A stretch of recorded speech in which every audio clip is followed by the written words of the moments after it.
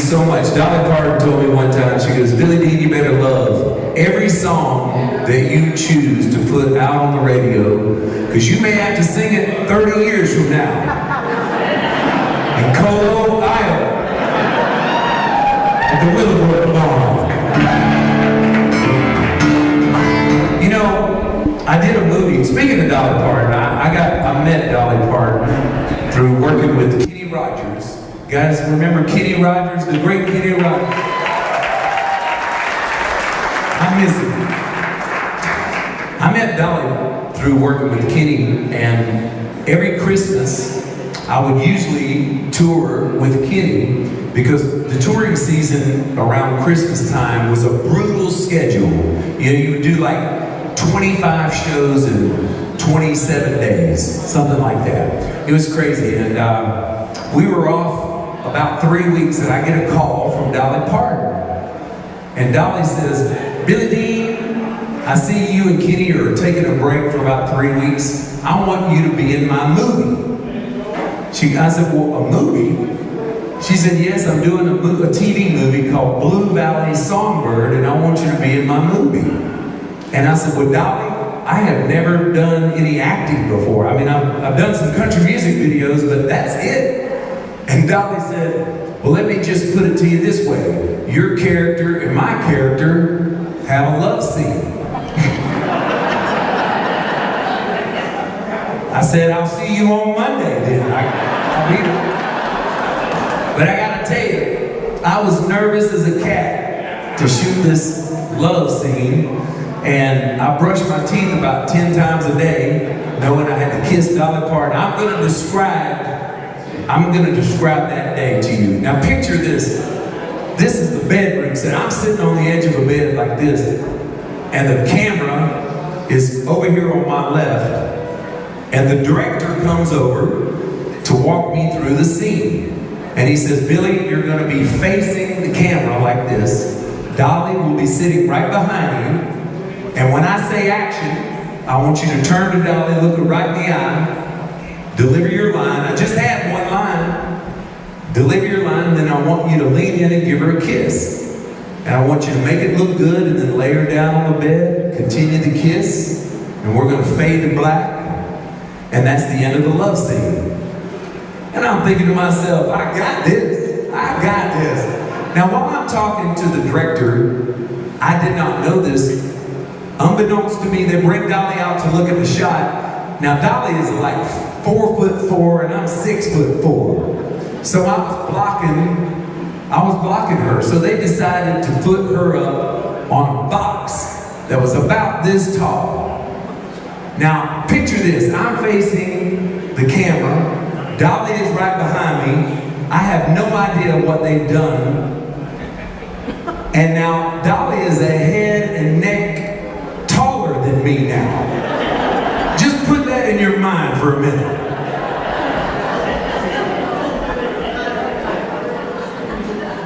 So when that director said action and I turned,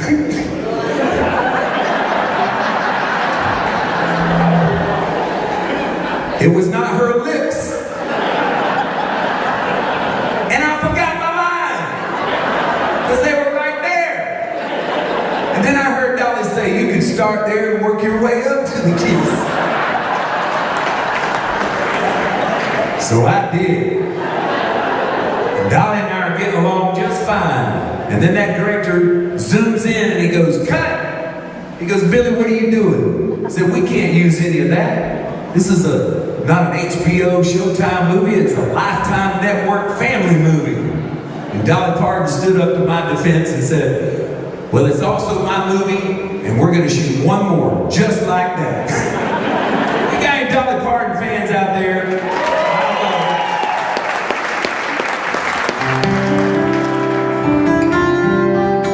After that, I got called to work and do a little music for a movie about the greatest bull rider who ever lived. The movie was called 8 Seconds. The bull rider was named Lane Frost, and they gave me the great honor of singing the closing credit. And it's a song about heroes, and if we got any veterans in the house tonight, I just want to say thank you for this weekend, and I'm going to dedicate this song to you.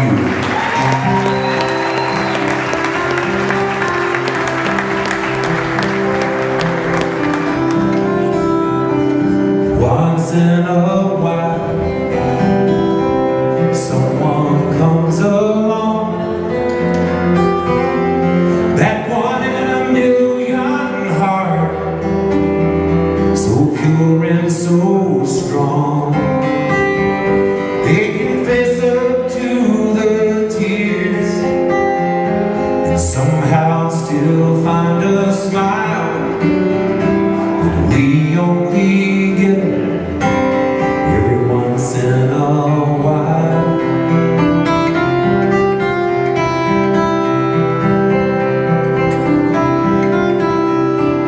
Once in a while, someone has the eyes, that one in a million look that never tells lies. They can get you on your feet to walk that extra mile, and we only see every once in a while. That's why we call them heroes. That's why we know their names. And once you've heard their stories, you're never quite the same. That's why we call them heroes, 'cause the best thing they ever do is they point to the best in us all. They say, if I can, you can too.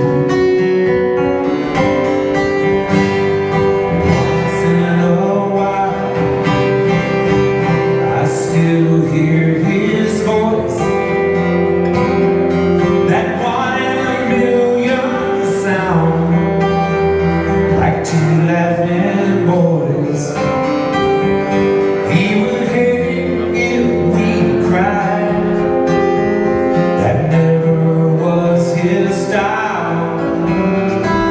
We only see him every once in a while. Oh, how I miss him every once in a while.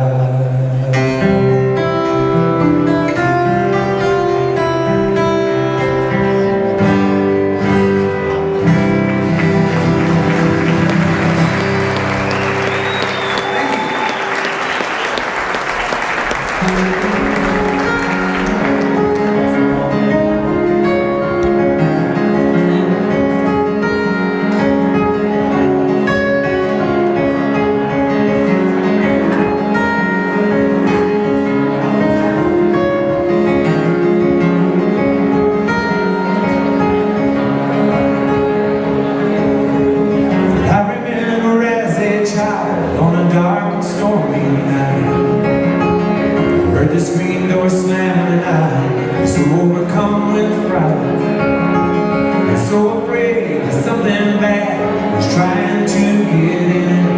But my mama came to comfort me and said, it's only nothing more. Not the end of the world knocking at your door, so close your eyes and dream again. Believe me, it's only the wind.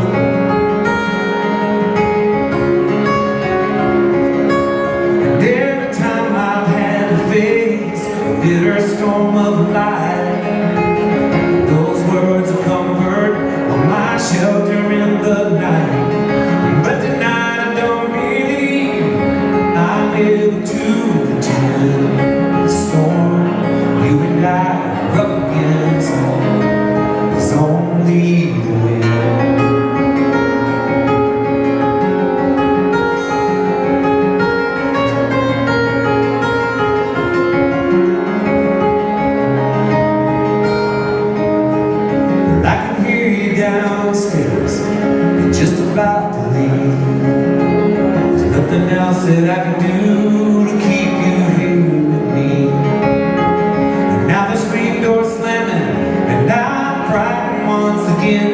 What I would not give if I could be convinced it was only the wind, nothing more.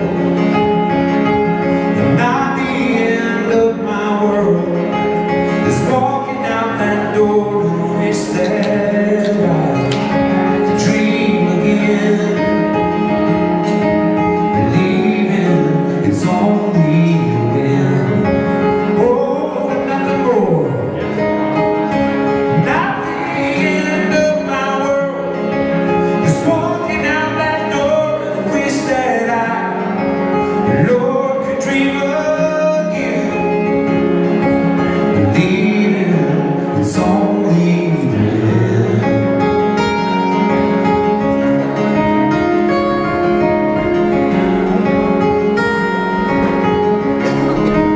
It's only the wind.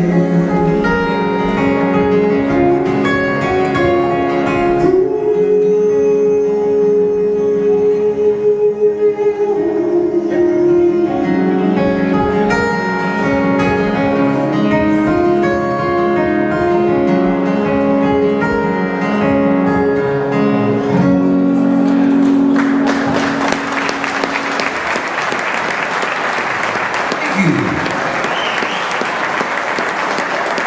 That was off my second album. First album had Only Here for a Little While on it, and it also had this next song on there. The Only the Wind came off the second album, and we had about 4 top 5 hits, a couple of number ones off that album. And this particular one, this particular song, a buddy of mine asked me to sing this at his wedding, and I don't sing weddings. I told him, I said, you should have all the focus on you and your bride. You don't need me there, He goes, no, I want you to do it. The night before, we had a big bachelor party, and I lost my voice and got laryngitis. And I thought, what in the world am I going to do? So I ran out to the record store. Back in them days, we had stores that sold records. Y'all remember those?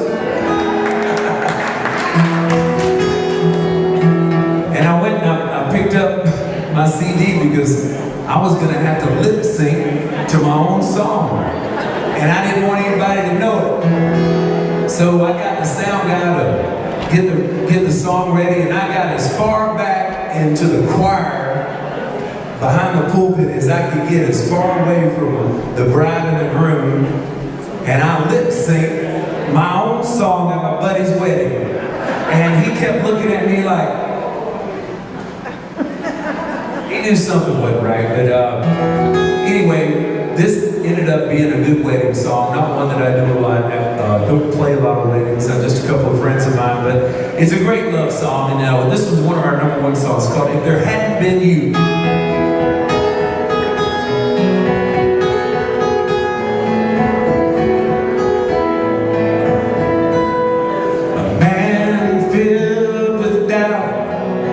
Down and out, and so alone.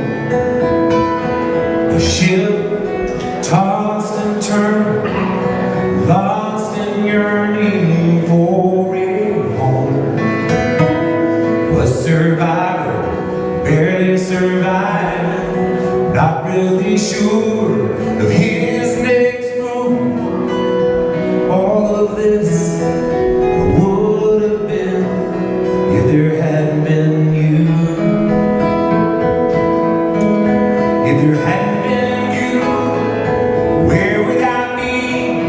If there hadn't been you here for me, I made it through times I never would have made it through.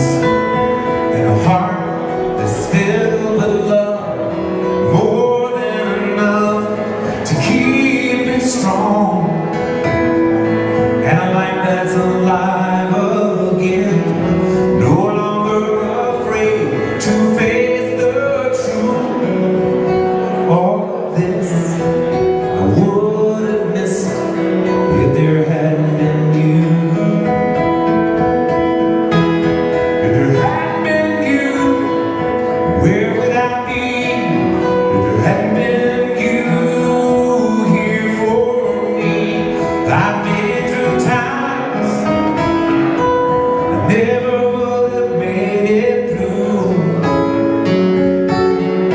if there hadn't been you on my side. You in my life, all my dreams would still be dreams if there hadn't been you.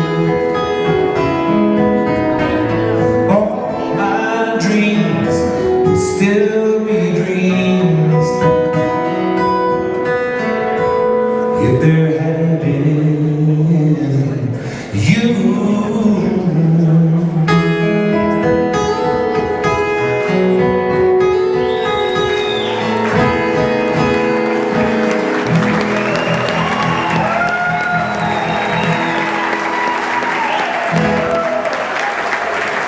Thank you for that.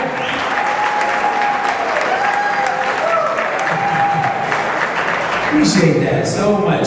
You know, I was a big fan of a lot of music from the 70s, you know, and I know Bob and all are celebrating that period in their life. And this song, I was not the very first one to record this song. It was originally recorded by Dave Mason, and it was kind of a rock hit, a pop rock hit back in the 70s. But the reason I love this song is because when I was 16 years old, I fell in love for the first time.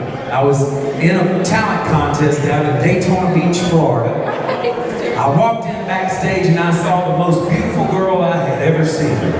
She had a little banner around her that said, "The Tupelo Honey Queen." This girl was way out of my league, man. I thought, there's no way. I don't even have a prayer with this girl. And come to find out, she only lived 40 miles from my house.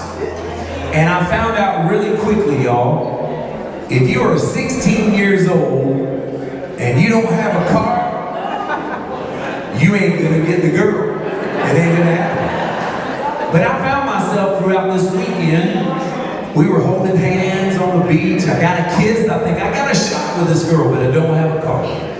So I worked for her on the farm.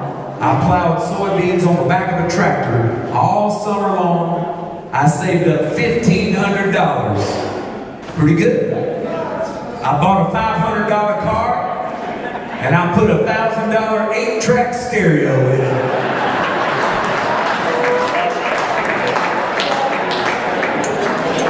And I decided that I'm gonna go drive that 40 miles to pick up the Tupelo Honey Queen and ask her to officially be my girlfriend, right? And man, I'll never forget that trip. It took me exactly 4 cans of oil to get to her house that day in that car.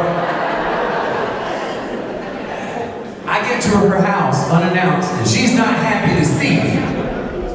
She goes, "Billy, what are you doing here?"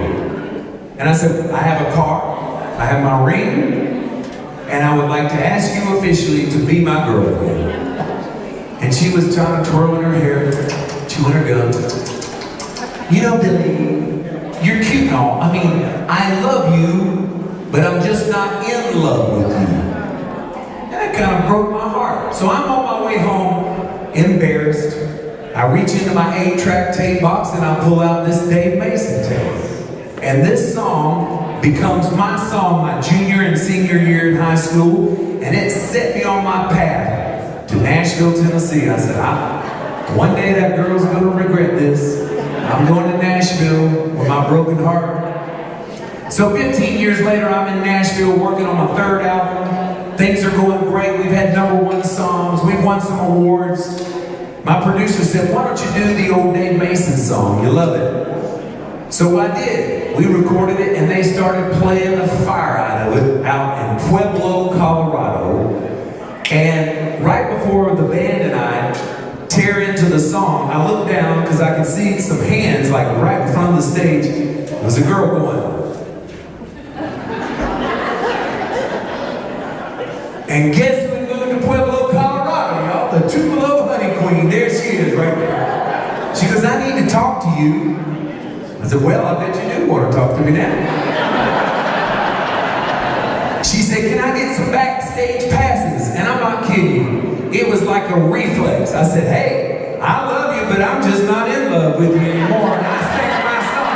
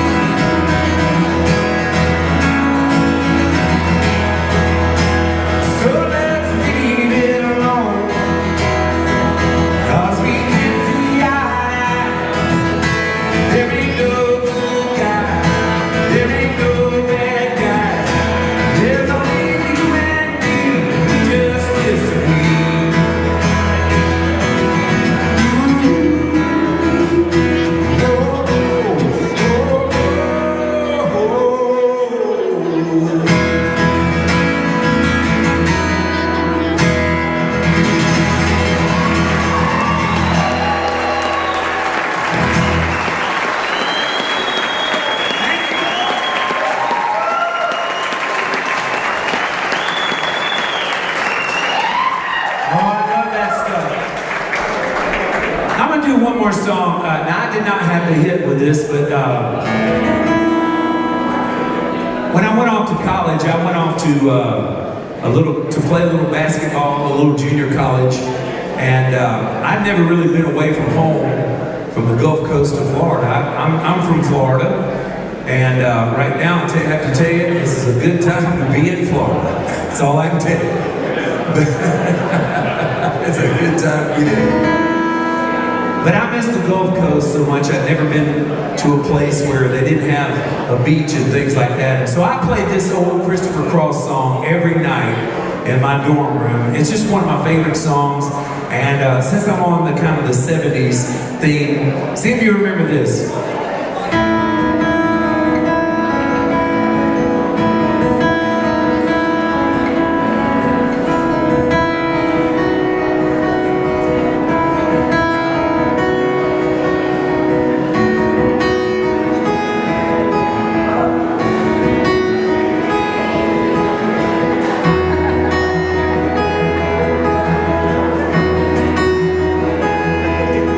It's not far down paradise, at least it's not for me. And if the wind is right, you can sail away and find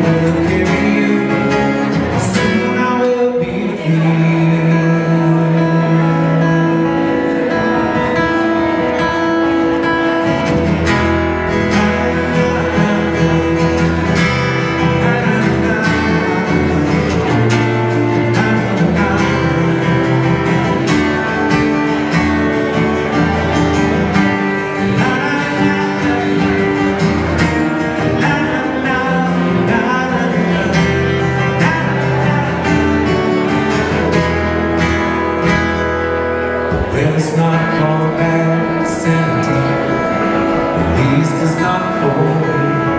And if the wind is right, you can sail away and find tranquility. Oh, the canvas can do miracles, just to wait and see.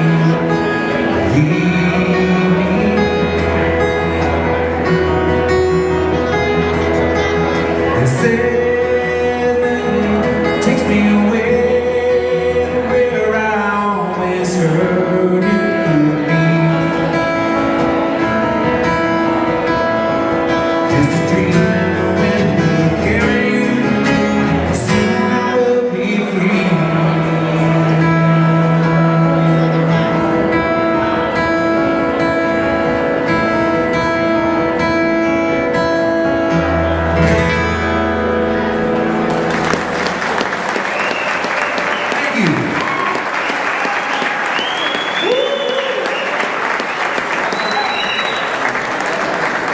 Well, they asked me tonight, they said, Billy, what is your favorite drink? We're going to name a drink in your honor tonight.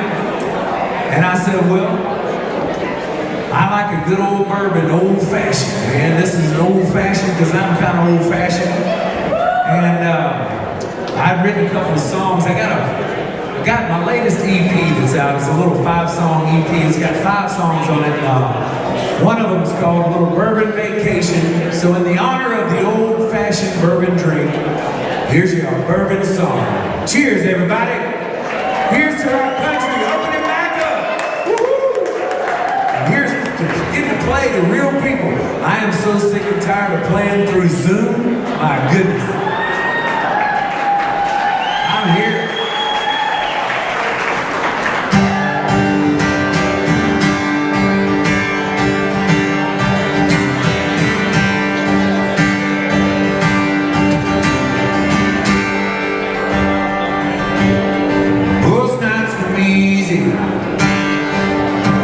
Your memory don't haunt me. Fall in bed, get out your voice inside my head. Then there's a long one when the morning won't ever come. I crawl from this bed, figuring all the things you said. So I take a bourbon vacation, and I will talk on my bourbon vacation. I don't need you at all. My heart's like a bottle. It's a bitter pill to swallow. No matter what I do, it's just so empty without you. So I take a bourbon vacation,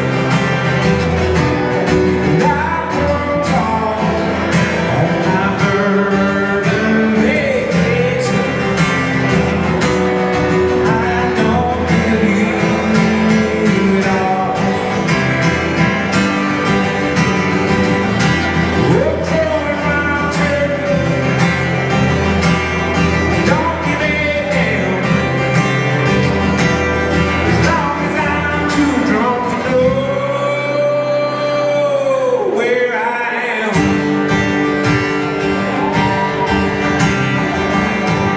Gonna take all my better angels, drown this demon inside me.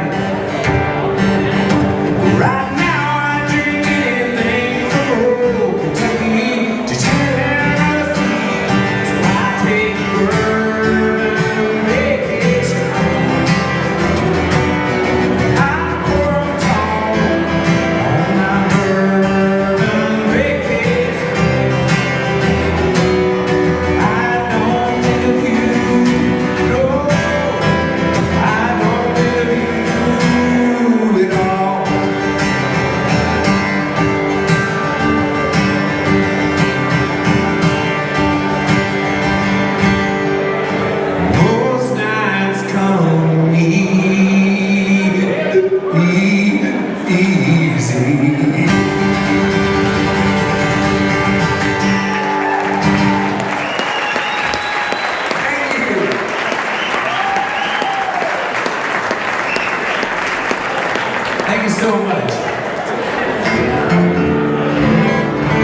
know, the night before, I started out as a songwriter in Nashville before I ever got my record deal, and I started, you know, recording my own songs. I was trying to write songs for other people, and what ended up, the night before we wrote Billy the Kid, I was at home and I was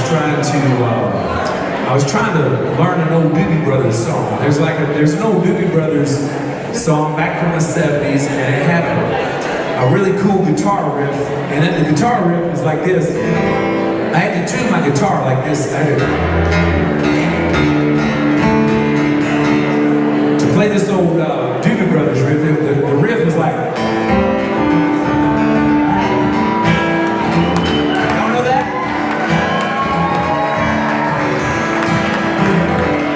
I want to hear some funky Dixieland, pretty mama gonna take me by the hand down, everybody by the hand, pretty mama.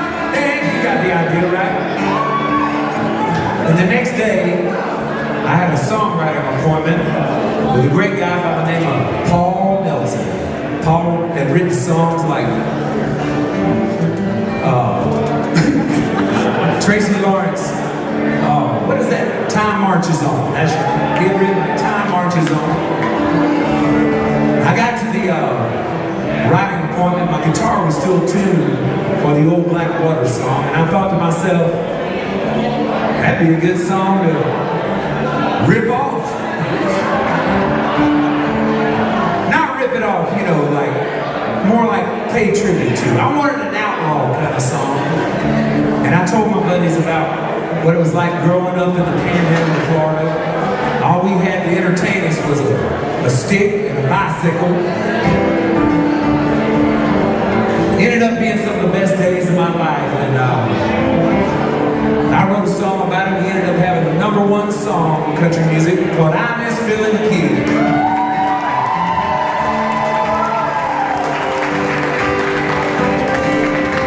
Strapped on my horse to the load across my hips, 2 cold morning vibes and white plastic grips.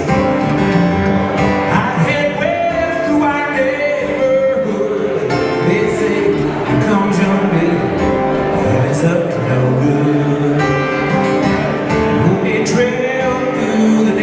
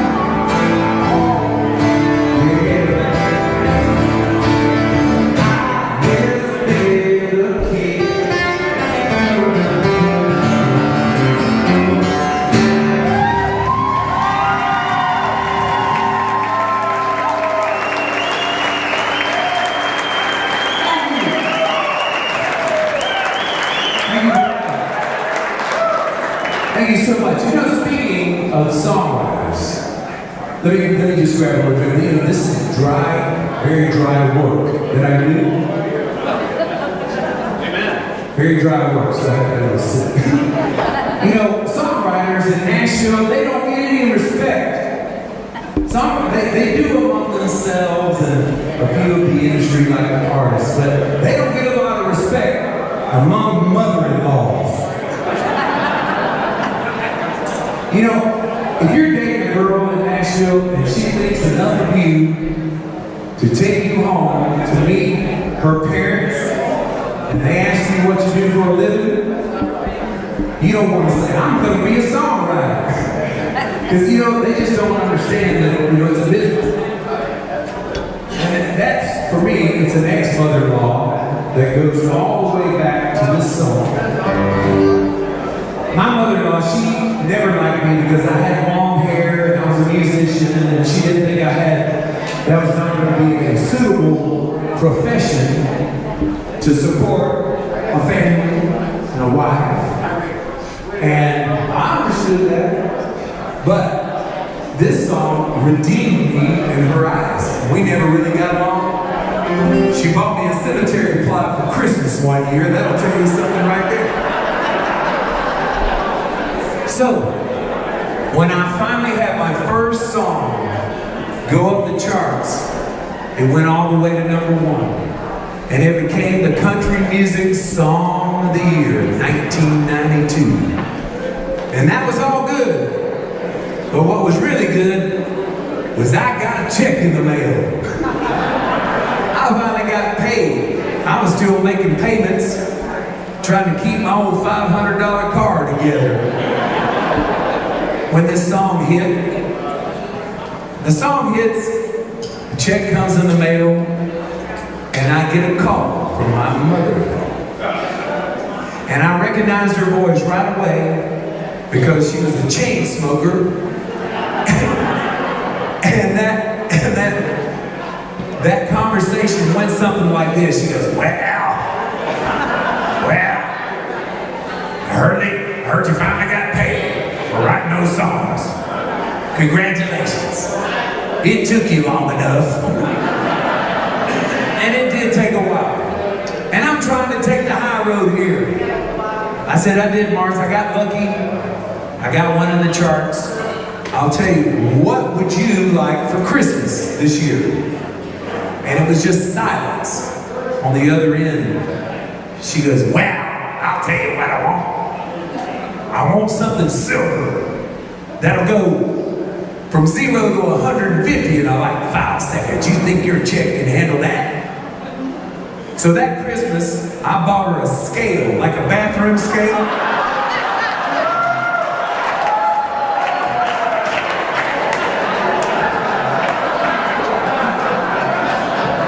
And let me tell you, it did not go over that good at all.